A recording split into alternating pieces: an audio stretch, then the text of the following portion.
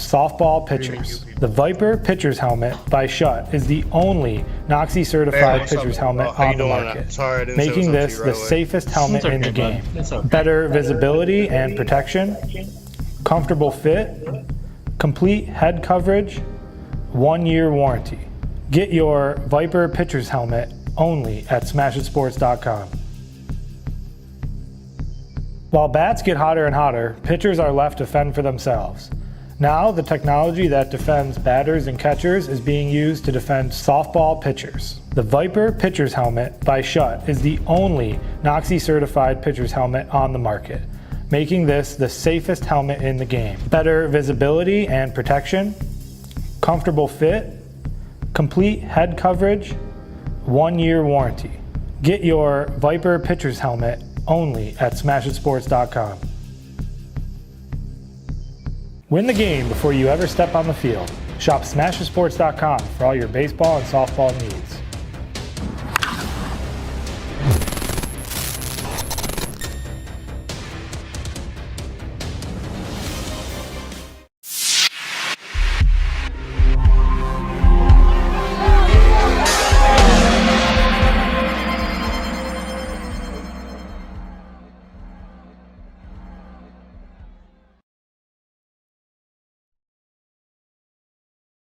All right, folks, welcome to the Hit and Sit Show, episode number 18. I'm your host, David Siteman Garland from Siteman Pure, and we're calling this live episode. We're having an episode this week, episode next week. They're kind of shorts, we'll call them, if you will. So it's kind of, we're sticking with sort of one topic, kind of a little bit of a shorter show, but we're going to have a lot of fun here live on Facebook, and we're going to be in, I'm sure, in YouTube and all kinds of good stuff. So really quickly, we're going to run around the panel here really fast.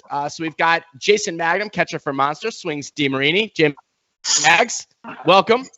Always good to see you. Joel Sanchez, shortstop for S&E, no longer 1 inch away from me like last week, unfortunately. So it's a little sad, but he's back. Joel, we got. 1 inch. I know we needed the 1 inch. David Bear, who is last year played with Addictive, who took second at A Worlds, is in the house. He was on here on camera. He should be here. And we've got, of course, the Swami of softball, Dale Weiser, conference at USSSA.com. So welcome, gentlemen. Let's get out of here now. The main subject we're going to talk about today is awards, which is always a sticky subject. But before that, I want to ask something. I want to go over to you, Mr. Jason Magnum, because the rumors have been flying everywhere. Things have been going left. They've been going right. They've been going upside down. They've been going backwards. Please give us an update. What is going on over there with Monster? Who's on the team? Who's not? Tell us what's going on. Well, we dumped some trash and we picked up some good ones. You know, we got some gems and took the trash out, man. You know, so AC is no longer on our team. You know, his word is trash, so we kicked him off the team. We don't want him anyway. So let's do away with AC. Get him out of there. He ain't our type of guy anyway. And who else? I don't know who else I put on the team, but we got Heath Barnes for sure. These my guys. These are who I'm going to war with. We got Heath Barnes. We got a pitcher named Billy Cole out of Georgia who's been one of the best pitchers in the state for a long time, finally getting his shot. We got Tyler Story, and we got Thor Jacobson is going to toe the rubber for us this year. So those are the three that we brought on, and our roster set, and we're ready to rock and roll, man. So everybody, it's not my fault. I know I put some bad info on the internet, and everything on the internet is true. We already know that. But, nah, man, we're going to roll with that, and that's our team. And it's just sad some of these dudes' word is, you know, you just can't take a softball player's word. Yeah, you know, it's a little bit unfortunate about that, but I certainly understand exactly what you're saying. And also, in fairness to you, J Mags, the show was called Rumors, right? Rumors. So even though you came with real information, do you know what I mean? We weren't showing sign on the dotted line thing. So I get it. No excuse, you know, no apologies necessary on that, but it's always an evolving thing at this time of the year. So I get it. Now, before we hop into awards, does anyone else, Joel or David or DW, have anything to share else on the rumor front that'd be worth mentioning here before we hop into the awards? Real quick, do we know Riley is on Rismondo for sure and Collins on MPT? for sure. Man, I'm gonna be honest, DW. Whatever comes out of either one of those mouths, you just throw it in the air and see where it lands. I mean, they could tell you something today, and 2 hours later it'll be a different story, man. So I don't trust nothing that comes out of neither one of those camps, and that's the honest to God truth. That's my personal experience, you know, and that's all I can speak on. But allegedly, Riley's with Resmondo, and AC is with whoever pays him a penny more. And right now it's MPT, but who's to say it's somebody different tomorrow? Got it. I Very heard, interesting. Go ahead, Joel. AC, and I believe one of the Fry brothers from Rock Run, they're going to MPT. I just want to shout out, get a little major action there for your boy Rock Run. Like, no, those dudes are the truth, man. If he is getting that shot, you know, God help him over there. But, you know, it is what it is. And who's the other one that he's going to Competitive Edge apparently? He's we already established Bubba Max are going over there, right? Yep. And it's and the other Kyle Pearson. Yep. Kyle Pearson and Zert. Streets is it? Yep. I think Competitive Edge is put together a real good team this year, man. They're gonna be a problem, you know. Congratulations to them guys over there. Patterson's a good dude. I like Patterson. I mean, I still think it was dumb getting rid of Branch and Roxby, but you know, they're only like your captains out there. You don't need those guys. Bubba Max still there? Yep, Bubba Max still there. I talked to Bubba a couple weeks ago. He's still there. You want to know who the real winners of this offseason is? I'm going to just throw it out there. Y'all ready for this? My boy Flip Washington and Big John. I mean, just think about this.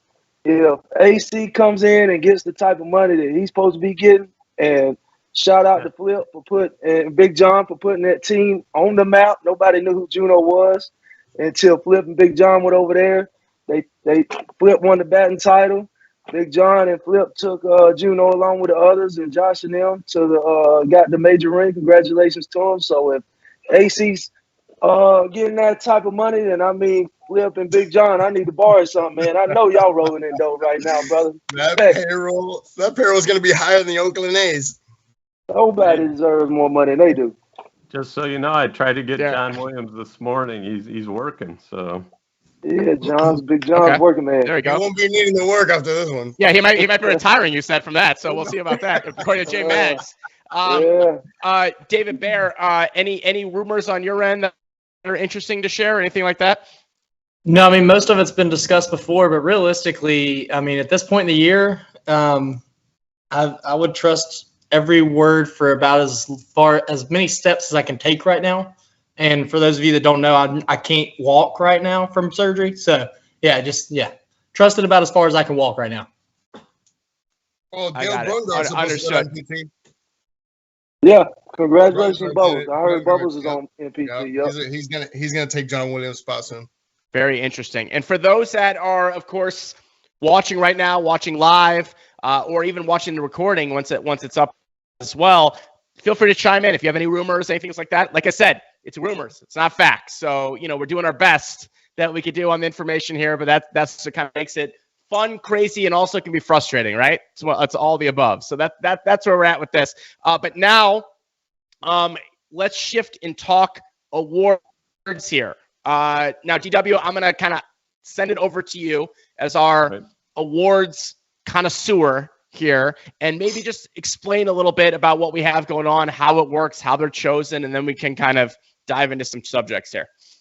Right. So every year there's a lot of confusing information about the conference awards, how they're picked, when they're picked, who picks them, why they picked so many guys from this team, so many guys from that team. So the awards are picked before Worlds start. So if you have MVP, if you're MVP of the AA, like you get an award for that separate, right? It doesn't factor into what you did in the conference.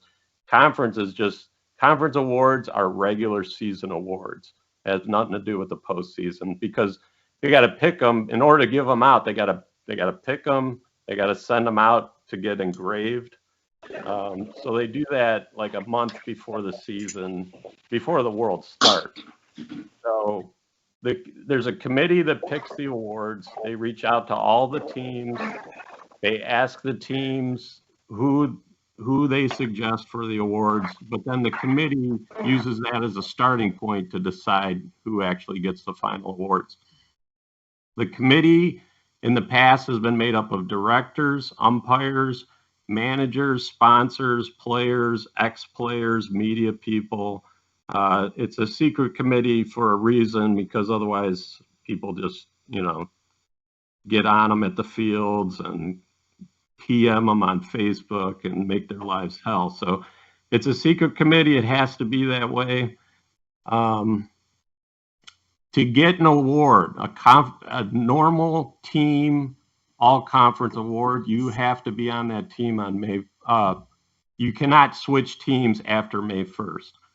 So, yeah, they look like they're individual awards, but each team gets X amount of awards based on where they finish in the standings, 1 through 16, with the first place team getting 8 first team awards and the 16th place getting 1 second team award. So it's an individual award based on where you finish in the points. So it's really a team award. So that's why they put in that May 1st rule. If you change teams after May 1st, you didn't help that team all season long. So you don't qualify for an award. And then the one thing that the committee has to do is pick at least one player from each position for the first team and at least one player at each position for the second team. So those are the basic rules and how it's picked. And now we're going to take a look at the awards. If Bernie can share my screen. Over here, so we're going to break them down here. We're going to go through them. Yeah, over here on the right on my screen is what they do during the regular season tournament. The first team gets an MVP of that tournament, defensive MVP, and 5 all-tournament awards. That's picked by the team during the regular season, regular tournament. Okay, so first through 4th place get awards. The teams pick those awards. The sponsor, the manager, whoever the main contact is gets the ultimate say in who gets those awards during the regular season. Now, over here on the left is the actual conference awards that were given out at the Major World Series. We'll start with the big ones. You can see Award of Merit went to Tom Kelly. He's a director that, I don't know if you guys know Tom Kelly, but he ran the Michigan tournament by himself, tested all the bats, moved all the buckets, dealt with all the teams. Like some of these terms had 3-4 directors. This guy did major all by himself. Conference Rookie of the Year, Joe Boland. I don't think we have to really talk about that one too much. I think we all kind of saw that coming.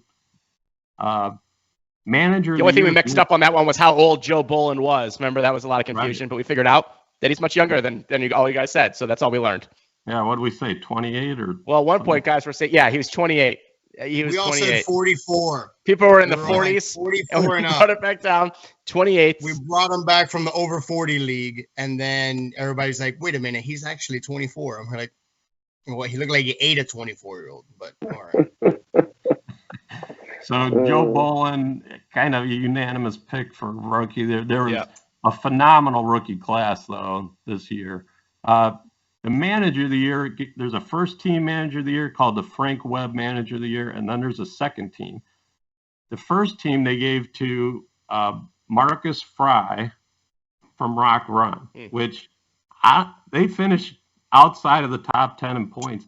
I didn't even know he would be eligible for first team. Like I thought we all agreed that it should have been someone from Monster, either Sonny or Steve Hildebrand, whoever makes the final call over there. What do you guys? So Brandon Miller got second team from Competitive Edge. Marcus Fry, Brandon Miller obviously deserve the awards, but also we didn't know Marcus Fry was eligible for first team. What do you guys think about the Manager of the Year? Who's going to start? What's your take on it? Everything for Rock Run, so everyone's take on Rock Run, my take on Rock Run. Everyone dives and literally disassembles themselves for any ball that's even near them. They are down by 20. They're all still on the same page. They all hang out together. It's like borderline gang member related, like one of those things where it's just like you're not getting in there. Like I go to speak to some of them, I don't hear words. They look at me like I'm some exotic animal, and I'm here like, that's awesome. I don't know any one of my friends that look at me like that. Like I love these guys.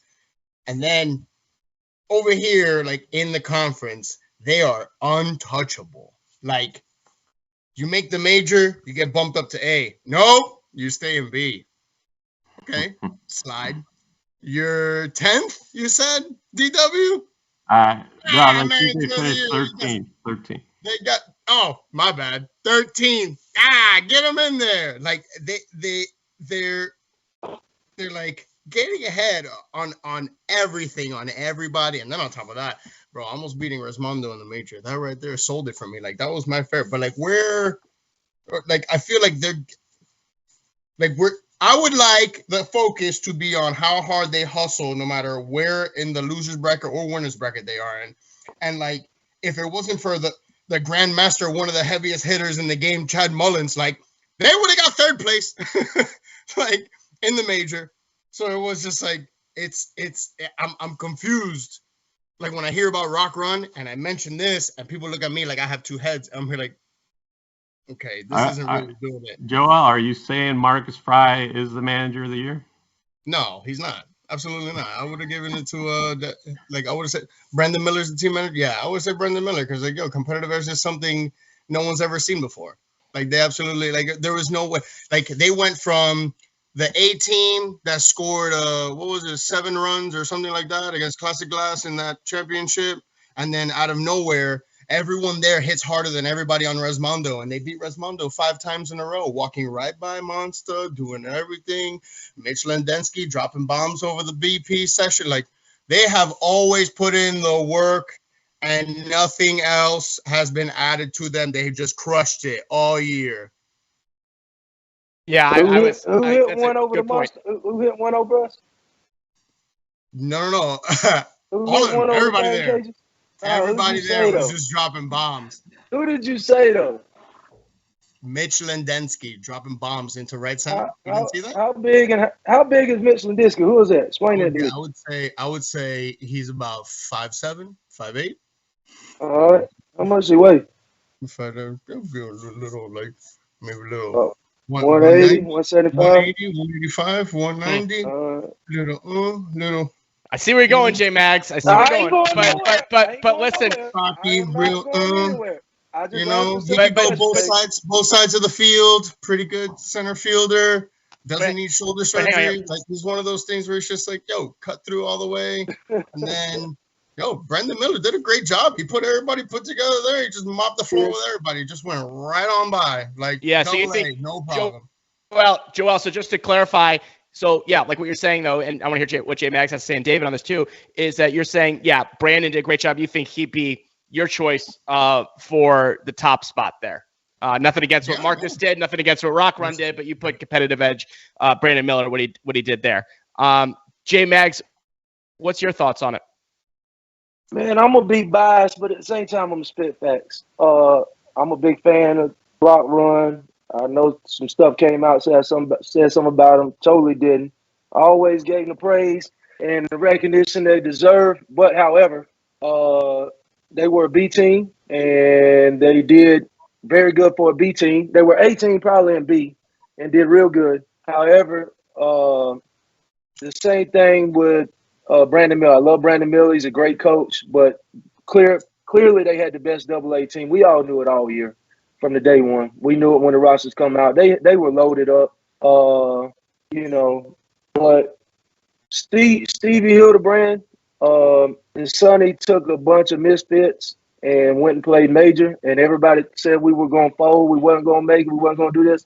And we were like 6 points from the number 1 seed in the country, tied for the most wins in the country. And I just don't see.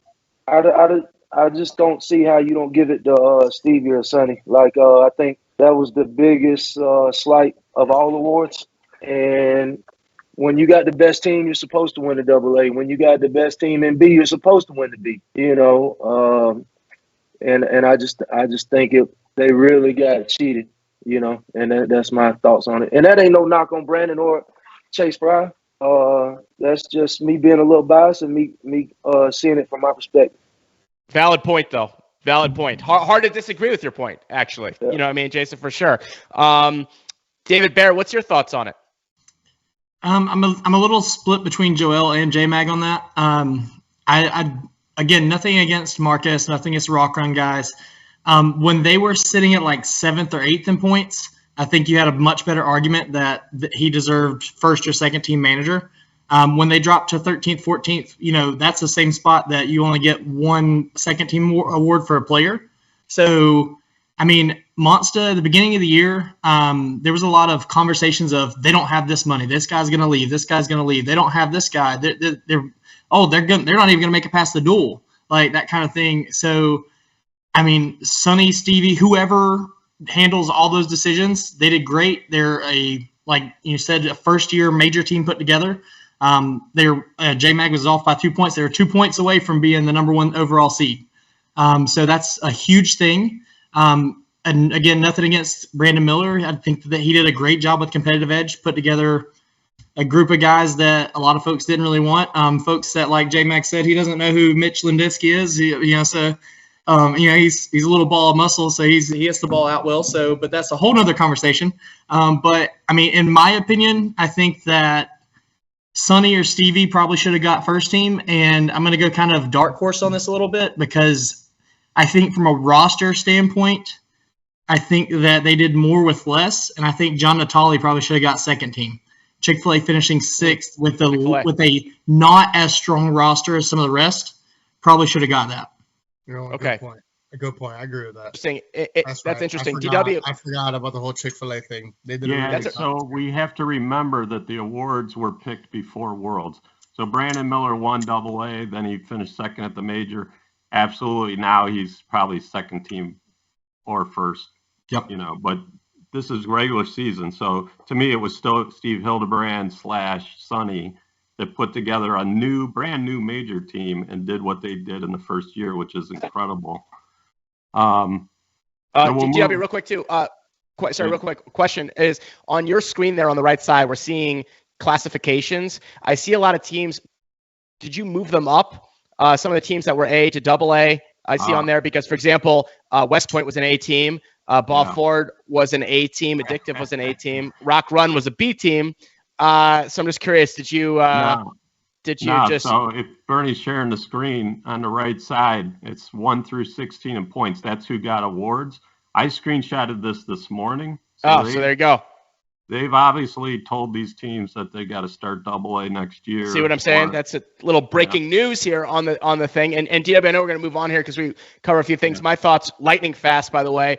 If I were to do it, my top ones would have been Brandon Miller, because I think when you're looking at what the actual award is, it's managing. So like who's managing, and I know that they had a lot of people on Competitive Edge and a lot of different roles and a lot of personalities and a lot of people. So for them to get the results, obviously they had the talent, but it's one thing. I mean, how many times do we say a team's got great talent, but they're mismanaged? Yeah. And then I would also go with Monster as well, because I think that, taking almost as kind of Jason said, almost a collection of misfits or people that were overlooked or whatever you want to call it, put together and be able to gel that. And then, it's someone that you guys have given some crap to on the show, but someone that also has to probably be in that conversation is, and I know they ended up with the prize at the end, is Mark Carucci and MPT as well. I mean, to me, that has to be in the conversation as well. He got the Major World Series Manager of the Year. So understood, but I'm just saying from a purely top managerial standpoint, that's where I put it. So anyway, let's roll on. Yeah. All right. So the home run champion went to Tyler Irvine. That's just he hit the most home runs, so he automatically gets it. We don't have to discuss that. On base championship went to Brandon Streets of Anarchy. That's an automatic award. Then we get to defensive and offensive player of the year. Defensive player of the year, Ryan McClanahan. I think a bunch of us had Heath Barnes. And offensive player of the year went to Tyler Irvine. I think I picked Andrew Collins. I'd have to watch the video again. But what do you guys think about offensive and defensive? And let's throw in most valuable player, go around the room. Josh Riley got MVP. It usually comes from the first place team, which I think I predicted correctly. Not saying that I mean, you can have an opinion on that coming from the first place team or not. What do you guys think about those three big ones? Okay, let's start three big ones. Who wants to kick it off? How about J Mags? You kick it off. Tell me about the three big ones. I mean, they kind of. I don't have any problem with it, to be honest. Like, if I had an offensive MVP, I'm gonna be biased again. I'm gonna say Bama.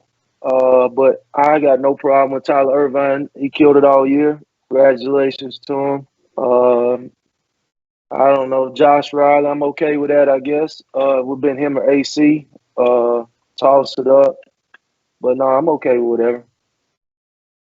Okay. All right. So you'll stay the line. Joel, Yeah. what's your thoughts? Most valuable player. I love Josh Riley. Like, with everything that might be, he might look Secret Service and super unapproachable, but that's one of the nicest human beings I've ever had a bromance with, ever, of all time. But he freaking spoiled me the past 2 years, and I didn't see that guy this year. I saw kind of like a sadder version.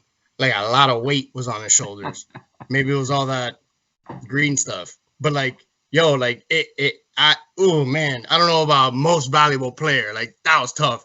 There needs to be a pitcher of the year. I'm really sick of people hitting me with defensive player of the year and pitchers being the same. It's not the same. It's not even a little bit the same. That's why pitchers get complete leeway on they can't hit. Like, you have all these different styles of all these things. Like, it's just like, I think if any of us knew how to throw an Andy Purcell knuckleball, we'd stop doing everything else.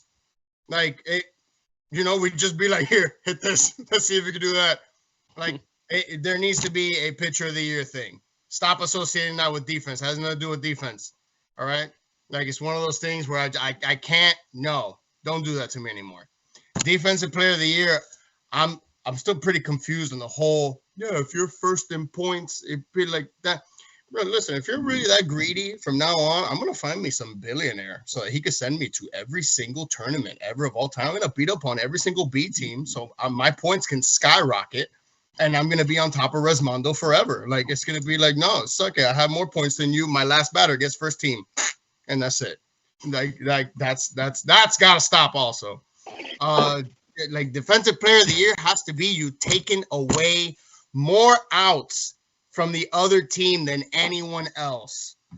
Like, it's just one of those things where that's really, really tough for somebody to like get that job and like sit there and actually watch people who are actually really good at defense, because apparently nothing matters, but they're still a defensive part of any of those things. Like, it's like, I don't know, McClanahan had there's a lot of defensive players on that team. There's a lot of things going on that team. I guess I'm okay with that. But like, and then offensive player of the year, like, Tyler Irvine was basically groomed. I mean, if any one of us had 400 at bats and we were like 6'5", 6'6", like 240 pounds of muscle, and we got the free swing at the fourth spot, I'm pretty sure we all have a pretty good shot. But like, yo, he absolutely murdered it. He got 18 different MVP awards this year. Like, bro, he absolutely murdered it this year. They're just like, there's so many back and forth things. The thing is, all those things you say, DW, it goes to the first team and second team. But the thing is, if that was as consistent as it was, I wouldn't have so many complaints, because I would be like, okay, just follow those rules. That'd be fine. But McClanahan's not even in first team all conference. How does that even make sense? Yeah, McClanahan, I mean, they don't pick defensive player in the year based on being the first team. It could go to anybody. Okay, that's interesting. Yeah, no, Joel, it's an interesting take on it. Now let's ask an actual pitcher. David Bear, why don't you chime in? Let us know what are your kind of thoughts on that as well. And also, that's kind of an interesting thought of having a separate pitcher category. I kind of like that idea, quite frankly, just as another award. But what are your thoughts? So I'll start from the MVP down. MVP, as great as Josh Riley is as the hitter, and as little as J-Mag might like AC right now, AC played one of the toughest positions on the field and right field, and he hit, 3 points lower than Riley? Like, that's probably your MVP. You can make a really good argument for Bama being MVP because, in my opinion, the add of him midway through the year was the difference from Monster being a good major team to a now we're picking every single tournament. Oh, Munson's probably going to finish this one or two. Offensive player of the year, Irvine. No matter how many more at bats, or how many more tournaments, whatever else they did, it's really hard to hit in the conference. So him being as high as he was with more at bats, in my opinion, means he just was more consistently good. So he deserved that. Defensive player of the year, I think that Joel is right in that standpoint. I think that there should be a pitcher gets an award simply because we are 50 feet away from people trying to hit a ball 115 plus miles per hour at us. But I think there should be a defensive MVP award that is not a pitcher. And you have the argument of the folks like McClanahan, the Ben Dunns, the Bamas, the Heath Barneses, folks who are always known to be really good with the glove. Maybe they don't hit very well, whatever, but they are there for their glove. They are at the level they are for their glove. And I also think that MVP should come from either the first or second team in the standings, and the rest can go to whomever. I mean, pitcher probably would be going to the first team because, I mean, if you finish first in the conference season as a pitcher and you pitch the majority of the workload, you did a really good job. So. Okay, yeah, good take on it. And DW, I know we're going to move on here. Just a lightning fast thing, David, is that actually will be interesting. I know this is kind of overcomplicating things, but when you get those regular season all tournament awards per tournament, it's almost like the default that the most valuable defensive player goes to the pitcher. Do you know what I mean? It's almost a default. You almost wish that there was two categories there. Do you know what I mean? Like, you know how that works. And also, I also agree with that. A point that was made is that I know people like to kind of say what Joel said about Tyler Irvine. Man, I don't think he gets enough credit, quite frankly, in my opinion, because I know he's a big monster. And guess what? There's plenty of other big monsters didn't put up those numbers. Do you know what I mean? So, you know, we could all say that. And, you know, but I think that possibly sometimes he gets a little more even, I hate to say overlooked, but maybe not even the credit he quite deserves for it. So that's my thought on it. But DW, where are we rolling from here? So back to sharing my screen. Steve Milani got umpire of the year. He did a tremendous body of work. Like he was on the dish for big games all over the country. Rookie umpire of the years were Jill Cemento and Teresa Jackson. Jill Cemento, as I mentioned before, was actually a conference player at one point. And then, so I think I confused the audience and Joel over here on the right of my screen. That's regular season. So first place regular season tournament gets MVP, defensive MVP.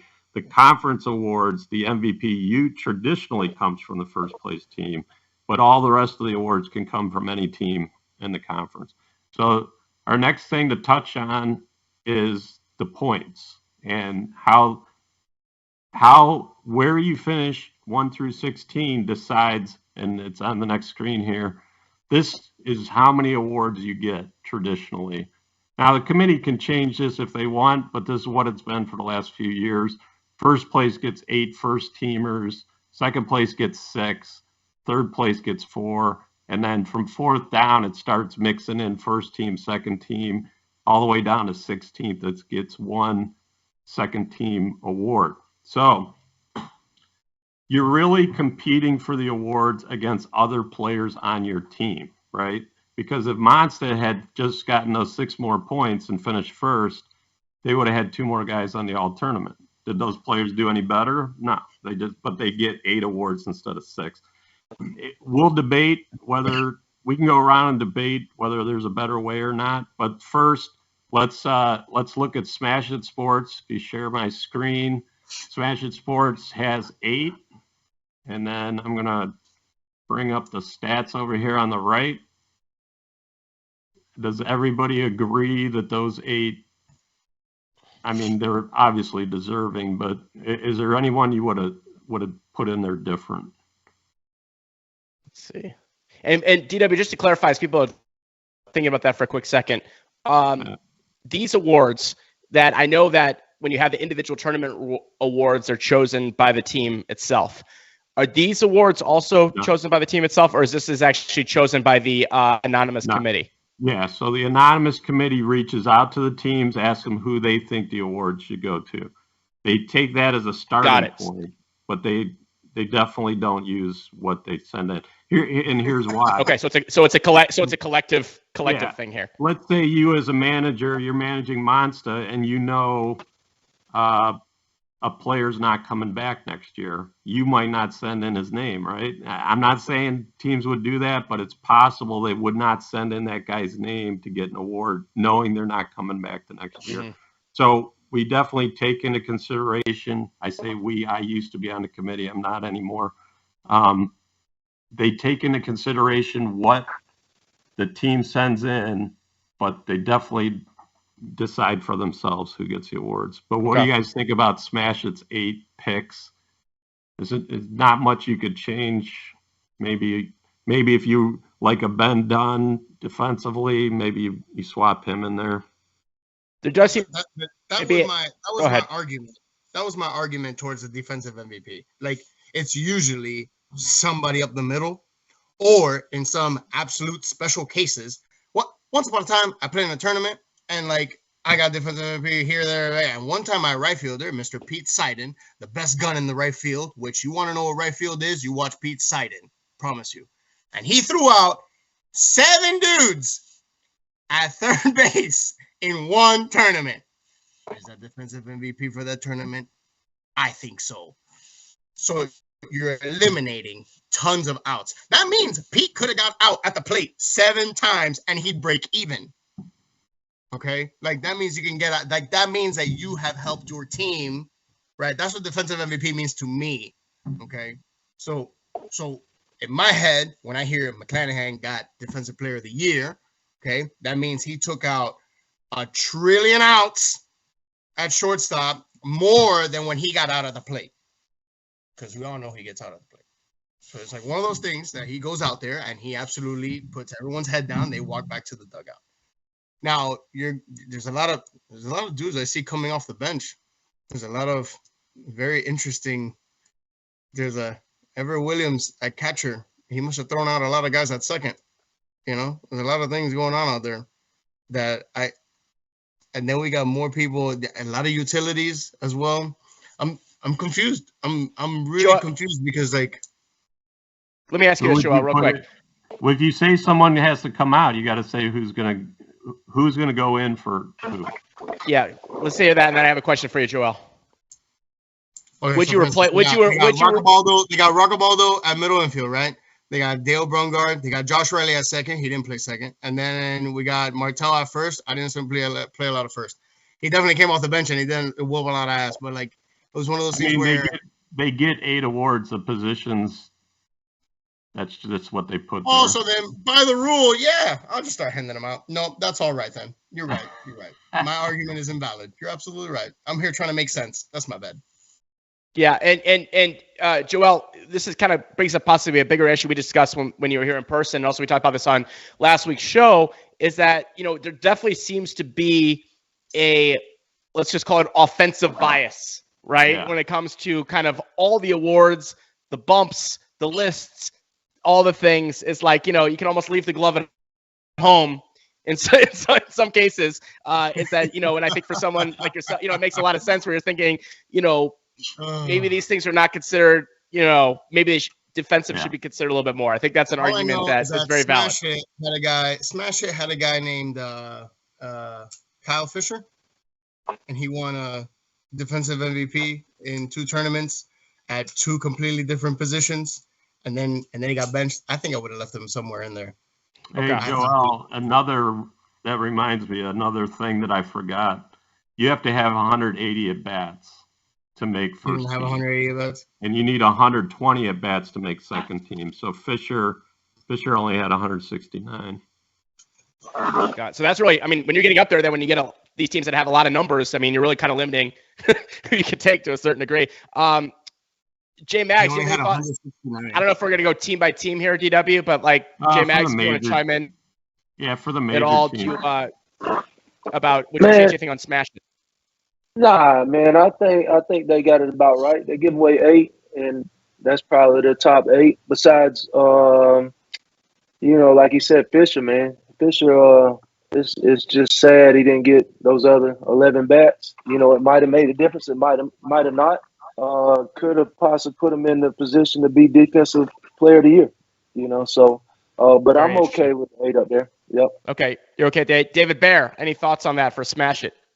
The only one that I'd even mildly question after looking at the stats is maybe Rockabaldo and Ben Dunn switch, just because Ben's playing center field all year.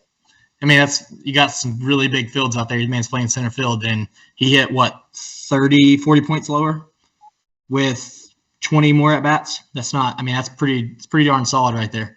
But, Everett hit 744. He deserves something, so that's up there. Yeah.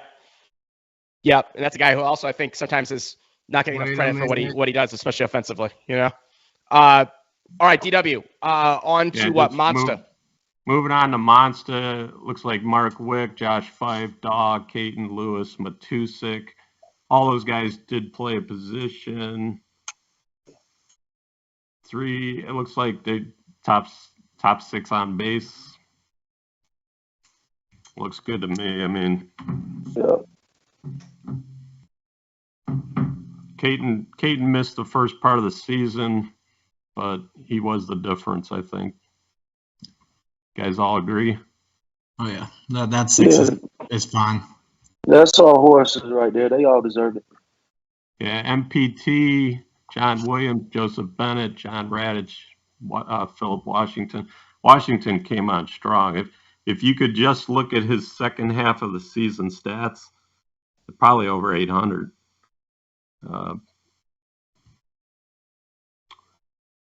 Josh Kirsten had a great year. Center field, 721.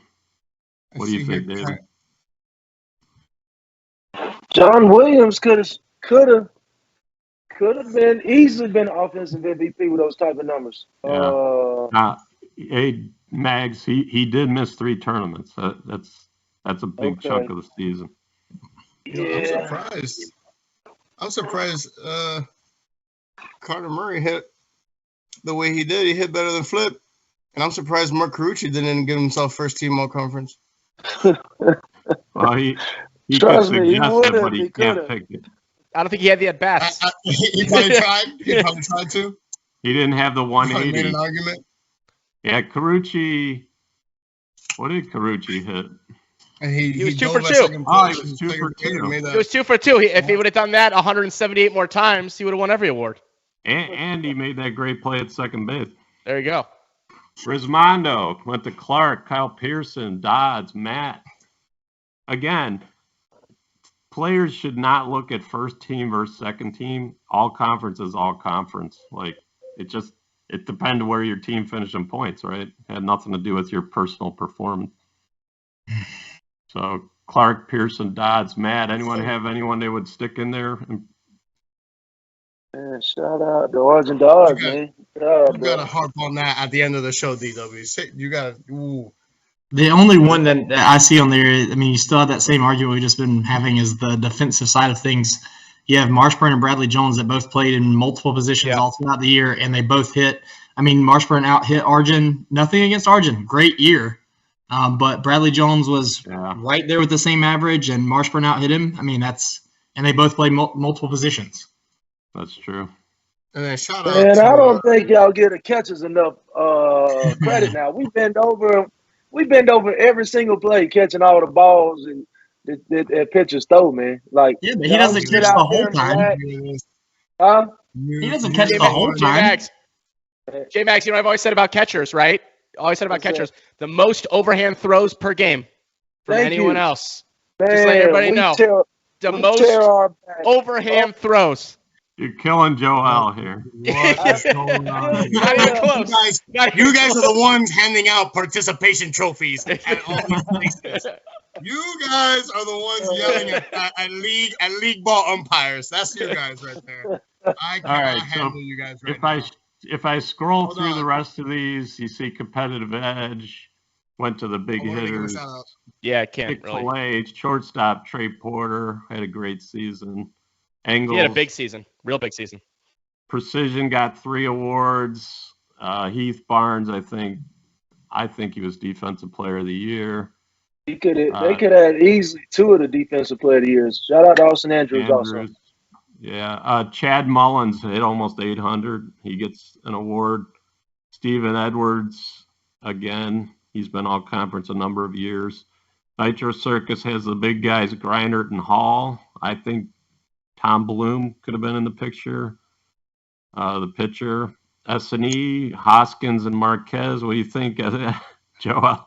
Like, Hoskins struggled some at the beginning of the year. I think he was definitely a Rookie of the Year candidate, but I'm sure he's going to be a big lefty for years to come. But there might have been some other players there. Hoskins did his job. All right. When it comes down to doing your job, and exactly what we're saying, it's a little bit more lenient to the offensive part. Oh, there you go. What did they put him as? He was a catcher. Yeah, and the most overhand throws ever of all time for S&E. And then he did his job. He went to bat and he went out to he used his proton and he whacked it and he went right back to the dugout. Hey, before we go on past that, can you see who's hitting at the top right there in S&E? Just checking. Is that Dave Bear? I don't know how to pronounce. I don't know how to pronounce that. God. I don't know how to pronounce How did that guy get cut from that team? Oh my jeez.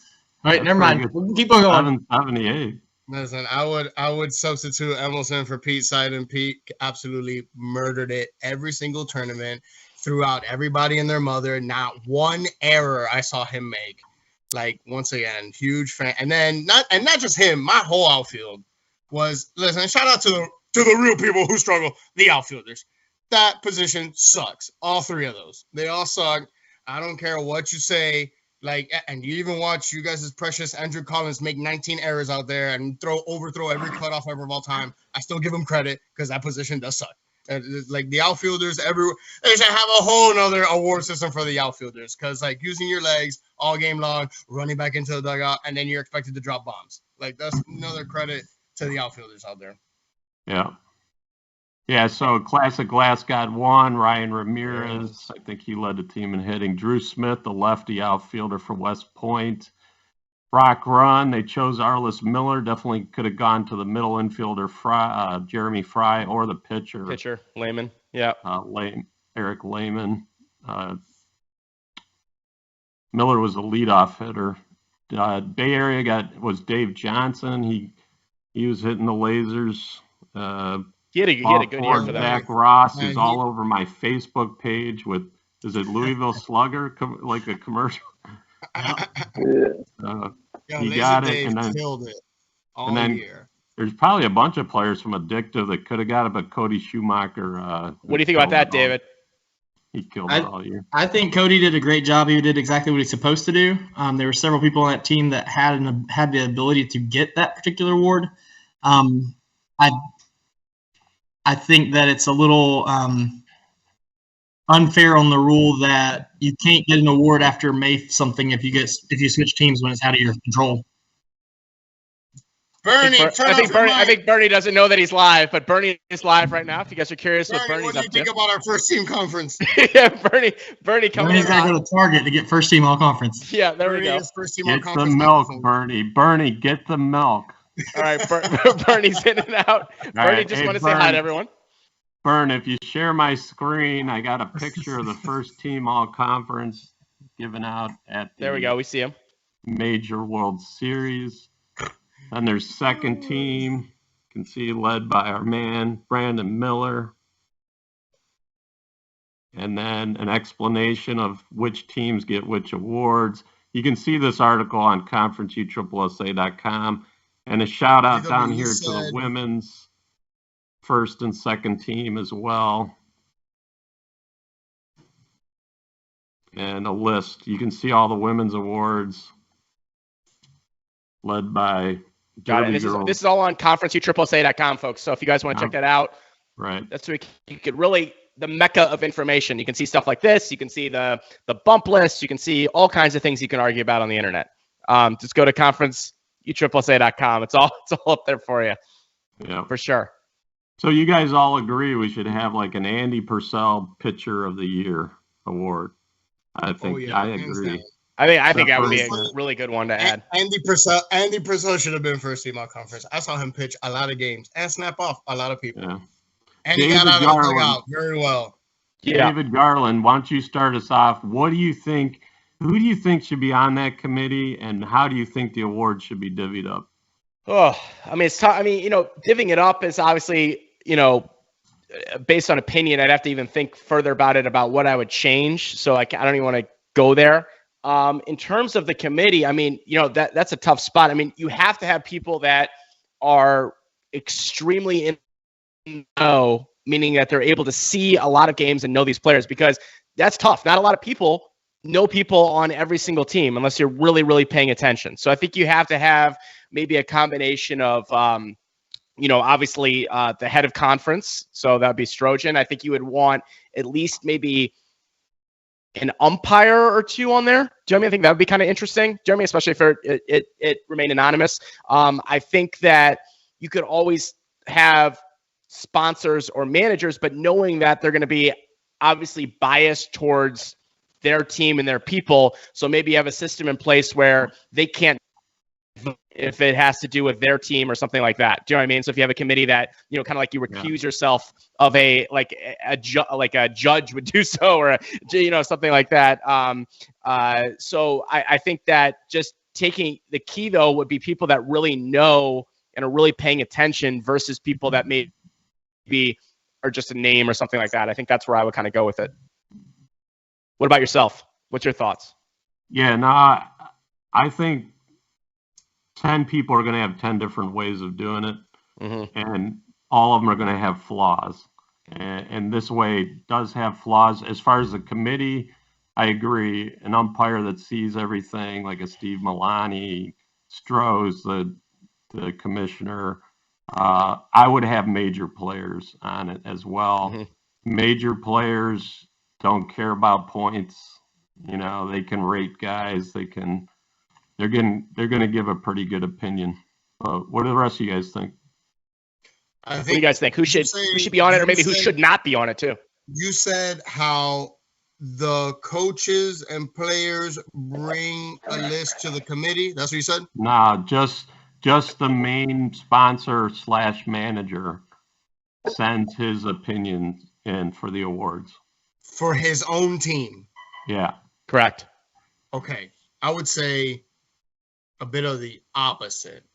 I would say like that. Well, first and foremost, we got to start protecting these dudes from the committee as much as, and a little bit more, like put the umpires and the people in the committee at the very top of the list. Like, don't mess with them. Like, don't touch them. Don't talk to them. Don't PM them. Don't do any of that, because without them, there's no order. And then everybody could just do whatever they want. And then I'm just going to hire the biggest, baddest guy. I'm going to have Magnum. I'm going to hire Magnum. And we're going to go to your front door. And you're going to give me first team all conference and defensive player of the year. That's it. That's what's going to happen. Right? There's no order. All right. So number one, you got to protect these guys at the committee, because I don't want to hear this. Like, I don't want to hear the dude with logic and facts and numbers like knock out all your logic because you were butthurt that this guy did better than you. Like your feelings don't matter in this game anymore. You got to protect these dudes in the committee as well as the umpires. All these dudes are up here. Second, I would put the committee, after they're super duper protected, I feel like they would reach out to the teams, right? To everybody. Listen, we got a list of all these dudes that we're seeing, right? Everyone votes, right? But because we also have two different people on the team. We got people that don't care about, I don't think Elvin has sent in who he thinks is good on our team in like ever, since the dinosaur ages. Like, I don't think he cares. I don't think now what. That's why like people pick random SNE players every single year. And I'm like, and we're all just twiddling our thumbs like, he just hit 900. We're just going to forget about him? Okay, no biggie. Forget it. Like it's just like one of those things. So like, figure out who cares on the team, or have a tournament where everyone has to come into a little meeting, make it a thing, where, hey, we got this list. I put Bradley Jones on it. Do you agree Bradley Jones should win it? Yes. Okay, put check in the box. Yes. No, you don't think it's that? No, F him, forget him, put Phil Matt instead. Boom, there you go. Like exactly what you just asked me. It'd be like, okay, not him. Who do you think? Now the committee actually has to do a job and not make up all these meetings that they pretend to go to. Like they actually got to do a job, and then they're going to be like, okay, I got Bradley Jones 8 times, but which people said you also going to put Phil Matt here. So it's like that. So then they got to compare notes And now you actually put some time and energy and like, hey, why didn't I get it? Well, because he had 50 points higher than you did, and you made 19 errors over here in this tournament. And now everybody can just be like, okay, I'll go F myself over here. I should go sit down and maybe practice a little bit. So it's like, Got it. You're going to knock down a lot of holes, as well as save a lot of headaches, as well as the people who actually care are going to be like, okay, they're actually putting in some effort. I need to put in some effort as well. Okay, so you want to reward the people that are really paying attention, really caring. I got it, Joel. Makes sense. David Bear, any thoughts on this? I know you're one of the more, you'd be a type of person that'd be good for this because you pay so much attention to everything, but just curious your thoughts on it. So first, I think from first and second team all conference, I think there should be one person per position on both. So first team, it gets one player at each position. That is your listed position, whatever you play. You know, you're the best right fielder in the game, best center fielder in the game, best left fielder, so on and so forth. Second team all conference, same thing, second best group. As far as the way that would be divvied out, like we got 18 teams make the major. First 9 teams, you're available for first team all conference. 10 through 18, you're available for second team all conference. And then as far as who can decide that, I would say whoever umpire-wise you trust to work your championship games, those 2 or maybe 3 umpires just make it even.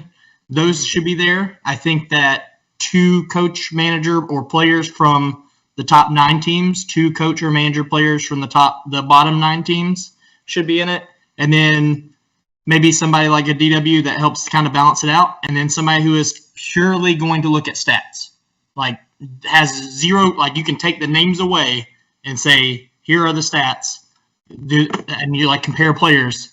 Which one should get it compared to this?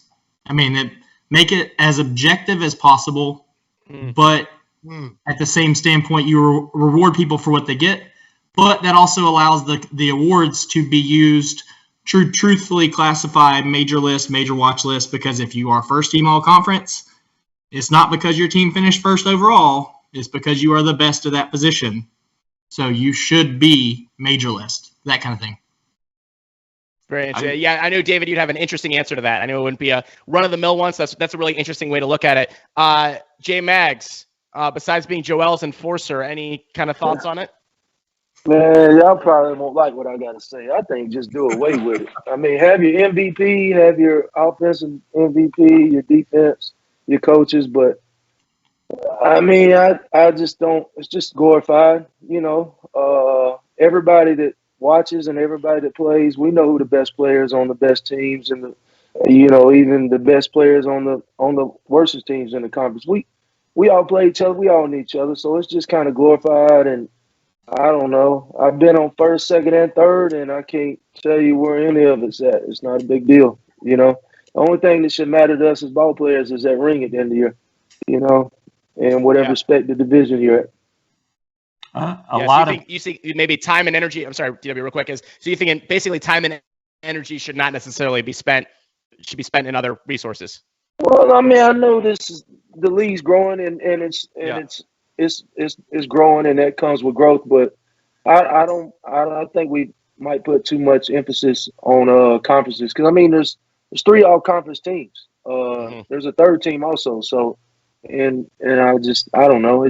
I think we should we all know as a collective that we watch this who is the best players, and sometimes the best players are not getting these awards. Got it. DW, what were you gonna say there? Sorry. A lot of people agree with Dave Bear, one person per position. Let's just throw out a hypothetical. It's 2017, and Greg Cannell at second base wins the Triple Crown 2 years in a row. And you're Philip Washington playing second base, and you hit, say, 720 or 825, but Cannell hits 830 and gets the Triple Crown. Now Philip Washington's the second best player in the game. He doesn't get an award. That's the only thing. And some teams would never get an award, to be honest. Get better. Hypothetical. Holy smokes. Yeah, I was gonna say his only choice is to outperform him, right? Get better. He's got to outperform him. That's the only way he can do it.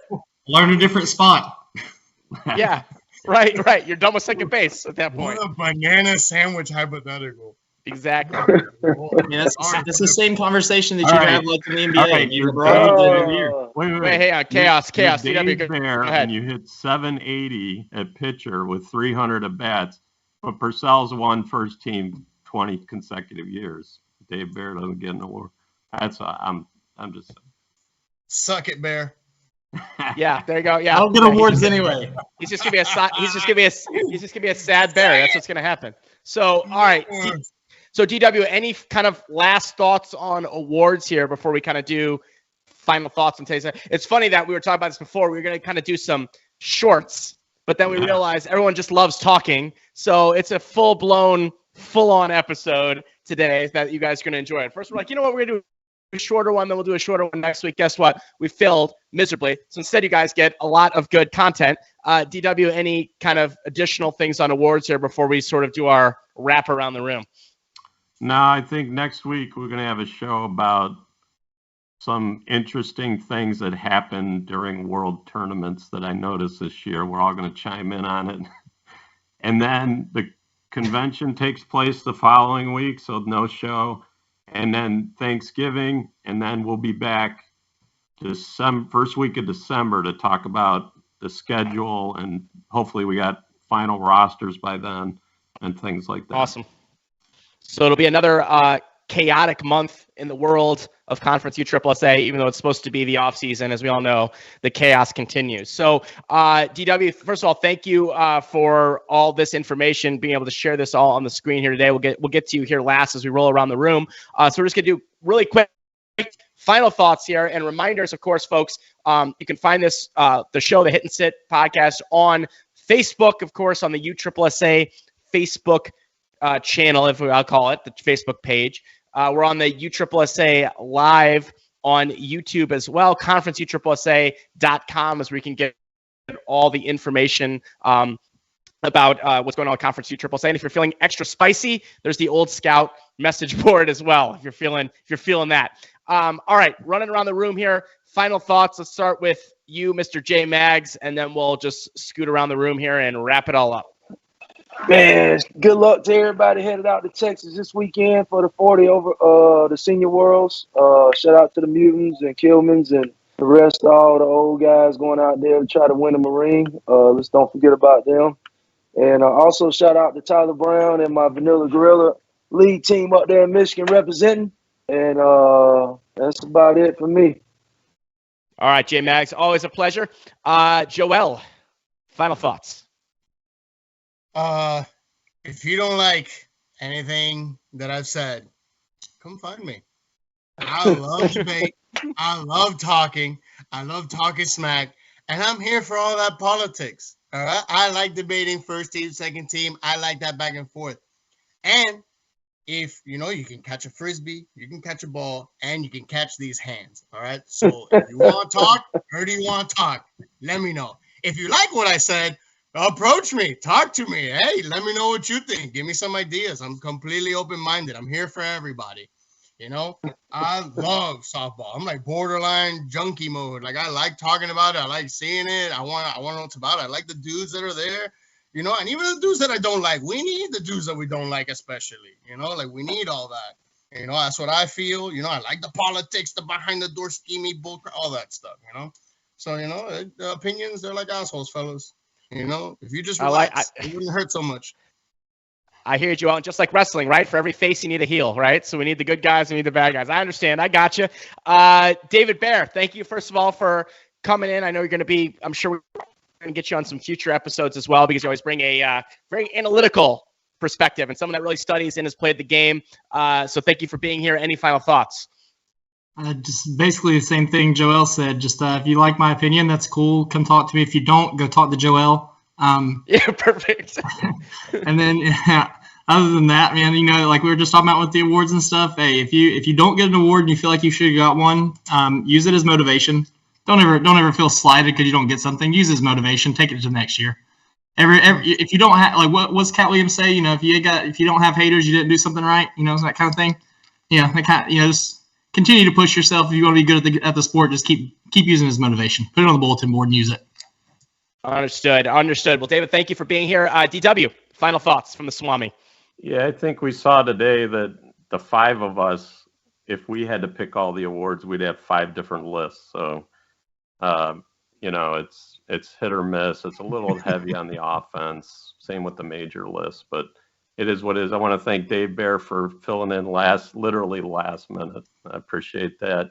Eric for helping us in the background, Kelly for putting us live on Facebook, and Bernie for producing the show, and David for hosting it. Thanks.